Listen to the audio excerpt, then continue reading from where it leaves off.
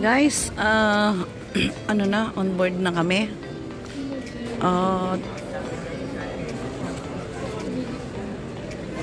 Ito na.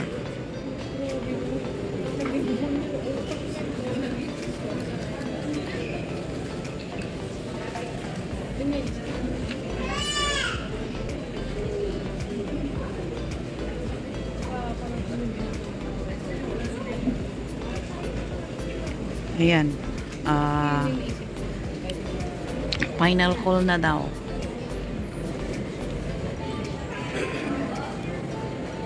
So, kanina kasi may nakalagay Zone 1, Zone 2. So, ang sa akin ay Zone 3. Ayan, Zone 3.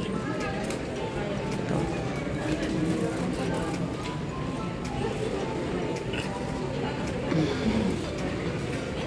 Kaya, tayo ay late lumabas. Late tumayo kasi Zone 3. So, pa-check muna natin ang ating passport, ang ating ticket bago tayo sumakay. Ilang kending na lang guys at tayo ay nasa Macau na. So, bye for now bye for now Pinas. At kami ay babalik na ng Macau. So, konti na lang. Ayan na. So, later guys, pag nakapasok na, dahil kinukuha na ang aming passport. So, ayan guys, pasok na tayo, At tayo ay, ayan na. Bye for now, Philippines. Come back to Macau. So, Zone 3. Sa buntot ata ako mapupunta nito guys. Ayan. Parang sa buntot.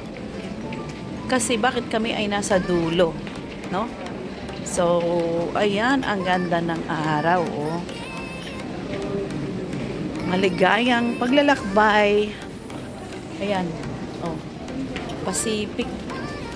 Tapos, ang sasakyan naman namin ay AirAsia. So, saan kaya ako banda? Dulo? Ayan. Dahil maraming pasahero, hindi natin alam. Ayan.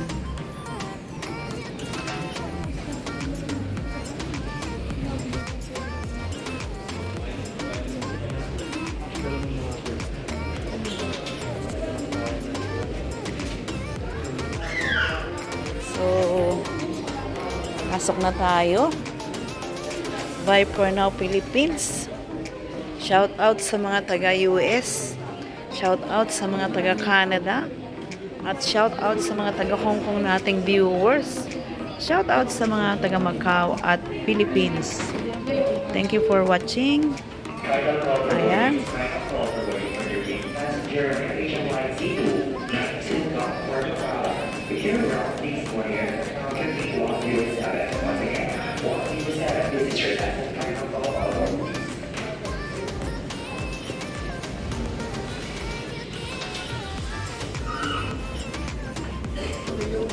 So, ayan guys, dito na tayo sa loob, Welcome to aboard.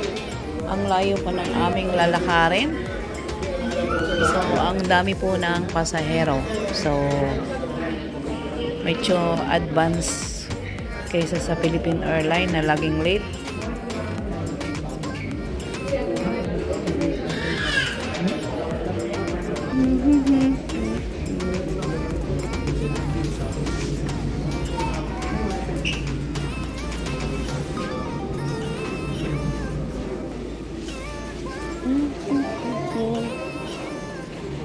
Ayan guys, medyo marami-raming pasahero.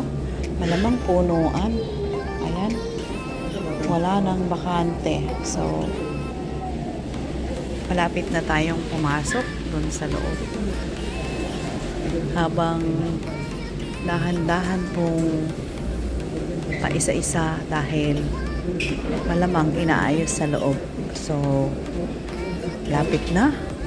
Tayo ay babalik na ng Macau. So, Hindi natin alam guys kung saan ako mapapapwesto. Kung sa gitna, sa gilid, or sa bintana. Not unlike before, noong tayo ay papunta pa lang na solo ko yung gilid. Hanggang sa, dahil tatlo po yun, at sinolo ko, walang ibang pumwesto. So ngayon, dahil maraming pasahero, punuan. Merong isang naiwan sa malamang is zone 1 yun or zone 2 kasi pinauna siya as in kasi kami ito mga naiwan hanggang doon sa likod ay zone 3.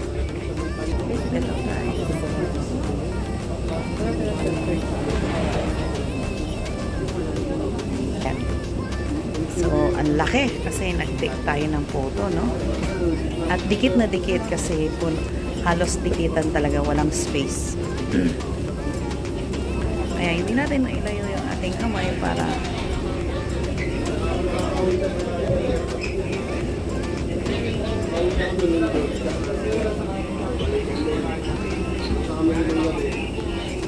malapit na tayo guys makapasok. Konting hakbang na lang at tayo ay mapasok na ng eroplano. Ayan na po guys. Ayan na ang pintuan. Mukhang napakarami ng pasahero. Ayan. Yun yung babae na naiwan. Zone 1 ata, zone 2 na pinauna rito ng mga crew. Puno. So, ilan kaya ang capacity nito?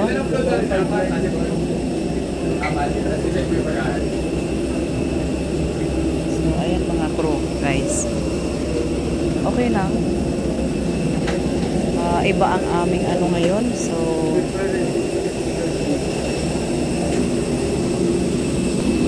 ayan guys, ang aming sasakyan. Ito na. Ang pimpana. Ayan. So, at least nakuhanan ko, no? So, ayan. Yan siya. So, let's go. At tayo ay dito na guys. So, afternoon. Back to work. Ayan. Thank you. Ayan. So, 2 3 vlog pa rin natin.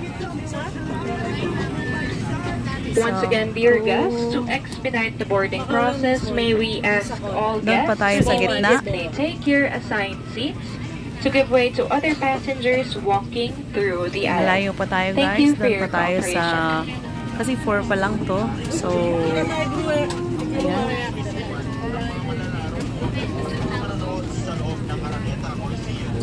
6 pa lang guys. So, doon tayo sa 11.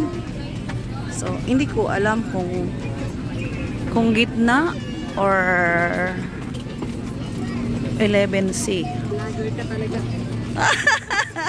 Vlog muna. Vlog muna bago upo. Ayan, baba. Tapos, tayo sa bintana ngayon at unlike before nang tayo umuwi. So, sa mga mahal naming panauhin, ito po ang Air Asia Flight Z292 patungong Macau. Mangyari po lamang nung po alinsunod sa seat number na makikita sa inyong boarding pass. Mahigpit din ipinagbabawal ang paglipat ng upuan na walang pahintulot para sa weight and balance ng eroplano. Pinakikiusapan po namin ang lahat ng panauhin na ilagay niyong mga malalaking dalagin. So, ayan, ang dami po ng pasahero. Baliktaran, punuan. Ayun.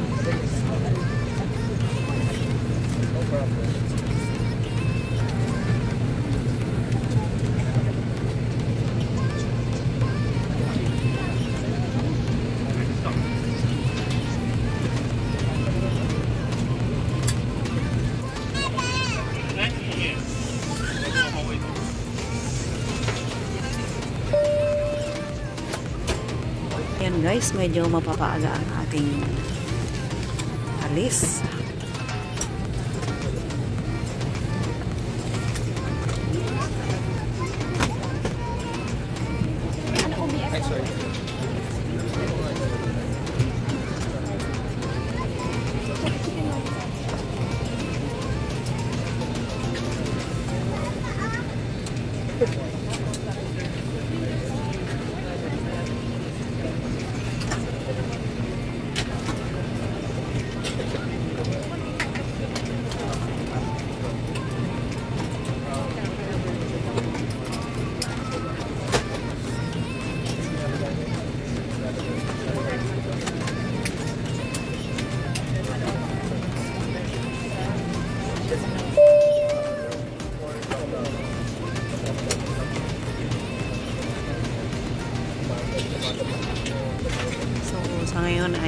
bintana. Malayo tayo guys.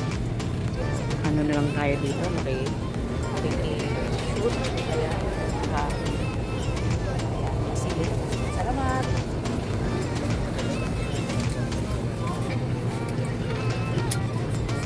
Dahil ang ating number ay nasa gitna. Kaya no choice tayo. Not unlike yung umuwi tayo na nasa gitna ako noon, gitna. Pero blessed tayo dahil yung katabi ko is nagpaubaya because nga alam niya na nag-vlog ako. Yan. So, once again, dear guests, this is Air Asia Flight Z292. I repeat, Z292. All ground personnel leave the aircraft as we are departure.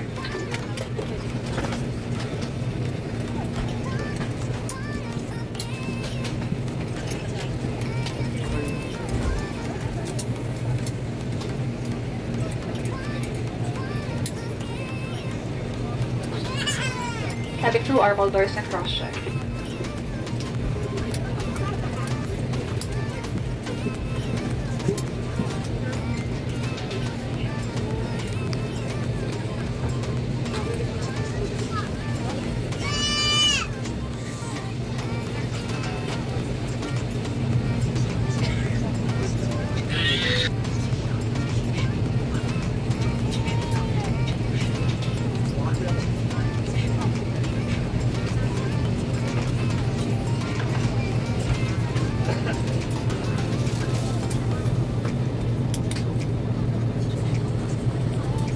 Flight is assisted by First Officer Hench Seo, and I'm Pia, your senior cabin crew, flying with Cabin Crew Executive Eman, Senior Cabin Crew Sel, Cabin Crew Tay, and Mark.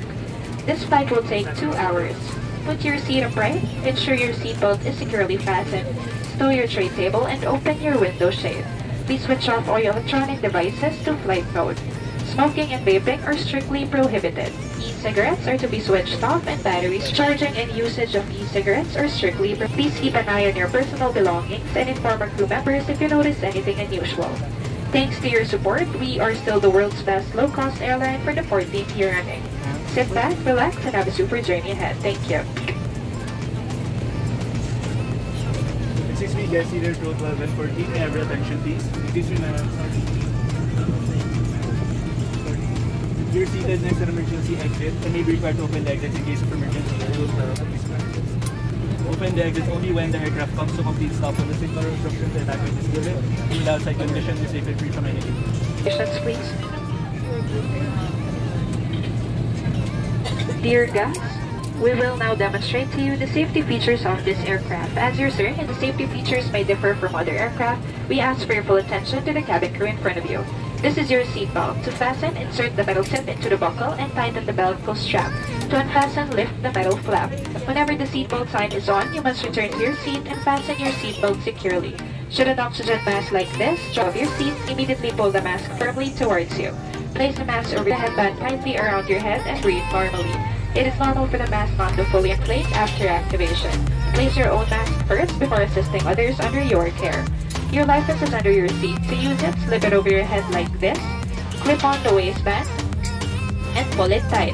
At the exit before leaving the aircraft, pull the red tag to inflate life vest. Do not inflate your life vest until you're at the exit, as this would slow down the evacuation flow.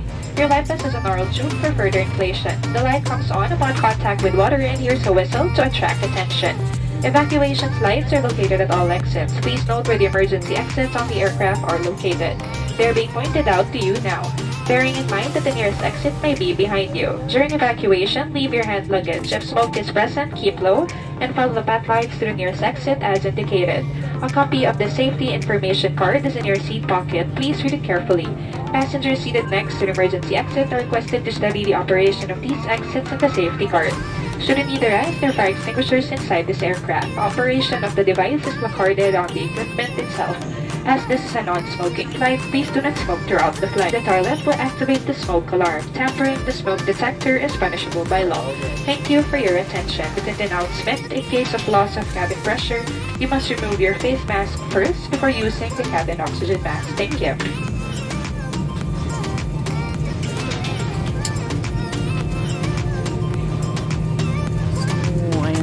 ready na kami para take off.